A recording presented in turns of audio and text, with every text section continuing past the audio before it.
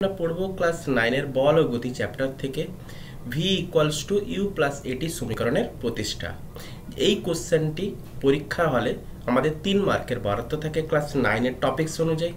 তো আজকে আমরা 5 মিনিটের মধ্যে এই v equal to u plus এটি সমীকরণ কিভাবে প্রতিষ্ঠা করব তা দেখে নেওয়া যাক। তো ফার্স্টে আমি লিখি কি মনে করি কোনো গতিশীল কণার প্রাথমিক বেগ কত না, যাই হোক একটা আছে, আমরা আলফাবেটিক্যালি কত নিলাম, ইউ নিলাম। তাহলে একটা গতিশীল কণা এই জায়গাটা অবস্থান করছে, এটা সাপোজ এ অবস্থান।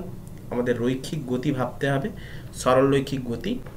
যেহেতু আমাদের বেগ, তাহলে আমাকে সরল রিলেটেড ভাবতে হবে, সরল রৈখিক গতিকে ভাবতে হবে। টি সময় পরে আমি কি দেখলাম, ওই বস্তুটা বি অবস্থানে এসে পৌঁছেছে। কোন অবস্থানে পৌঁছেছে? বি অবস্থানে। তাহলে অন্তিম বেগ কত হয়েছে না, আমি মনে করলাম ভি। তাহলে প্রাথমিক বেগ হচ্ছে ইউ, অন্তিম বেগ কত? ভি। মনে করি ওই বস্তু কণার অন্তিম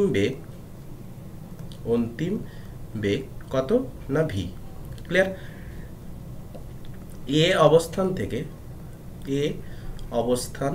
থেকে বি অবস্থানে পৌঁছতে সময় লাগে কত না, ধরলাম টি সময় লাগে। তাহলে আমরা একটা জিনিস বুঝতে পারি যে টি সময়ে বেগের পরিবর্তন কত না, বেগের পরিবর্তন কেন, এই জিনিসটা আমি বার করতে চাইছি। দেখো, এক্ষেত্রে যেহেতু ত্বরণযুক্ত, প্রথমেই আমি বলেছি যে সমত্বরণে, তাহলে ত্বরণযুক্ত হলে, যদি ত্বরণযুক্ত হয় তাহলে এখানে একটু লিখে নাও, ত্বরণ সহ গতিশীল হওয়ায় ভি গ্রেটার দেন ইউ, কারণ ধীরে ধীরে বেগ তার বৃদ্ধি পেতে আছে। তাহলে টি সময় বেগের পরিবর্তন কত হবে? V minus u. তাহলে বড়টা থেকে আমি ছোটটাকে বাদ দেব। কেন এই বেগের পরিবর্তন আমরা করলাম? কারণ হচ্ছে কি না, কারণ হচ্ছে যে ত্বরণের সংজ্ঞা আমরা পড়েছি, যে ত্বরণের সংজ্ঞায় কি না, বেগ বৃদ্ধির হারকে আমরা বলে থাকি ত্বরণ। তাহলে বেগ বৃদ্ধি হার মানে কি, একক সময় কি পরিমাণ বৃদ্ধি পাচ্ছে। একক ত্বরণ সমান আমরা কি বলতে পারি, যে একক সময়ে বেগের পরিবর্তন। তাহলে আমি এখনই দেখলাম কি না, টি সময়ে বেগের পরিবর্তন কত হয়েছে না, ভি মাইনাস ইউ। তাহলে এখানে ইউনিটরি ম্যাট্রিক্স আমি লাগাতে পারি যে একক সময় মানে একক সময় বেগের পরিবর্তন কত হবে না, বেগের পরিবর্তন ভি মাইনাস ইউ বাই টি।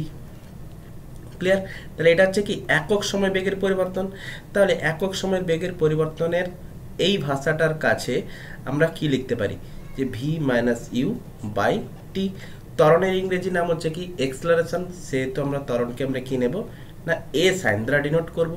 তাহলে এবারে এর নিচে কিছু নেই, হরে কি আছে, এক আছে। তাহলে কোনাকুনি যদি আমি গুণ করি, তাহলে ভি মাইনাস ইউ কোনাকুনি যদি গুণ করি এ ইন্টু টি, তাহলে মাইনাস ইউ এ পাশে গেলে কি হয়ে যাবে, প্লাস হয়ে যাবে। তাহলে v equals to u plus at. দেখো, এক চান্সে আমরা 5 মিনিটের মধ্যে সমীকরণটাকে সলভ করতে পারলাম এবং প্রুফ লিখে দেব।